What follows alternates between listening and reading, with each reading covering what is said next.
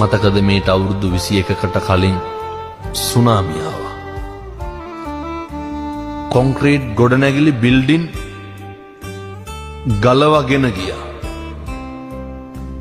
තින්ත පතුරක් ගැලවුණු එක බුදු පිළිමයක් තිබ්බද? නැහැ.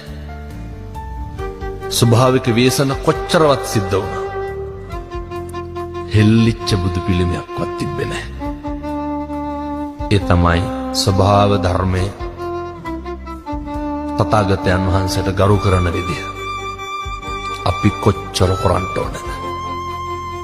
තථාගතයන් වහන්සේම දේශනා කරනවනේ කර්මය දැඩි වූ කලමා කුමක් කරන්නද කියලා. කර්මය හරි බලවත්. අපි හිතලා අපි කියපුවා අපි කරපුවා තමයි සැප පිණිසත් දුක පිණිසත් හේතු වෙන්නේ. අභිවාදන සීලිස්ස නිච්ඡං වද්ධා පචායිනෝ චත්තාරෝ ධම්මා වඩ්ඩන්ති ආයුවන්නෝ සුඛං බලං.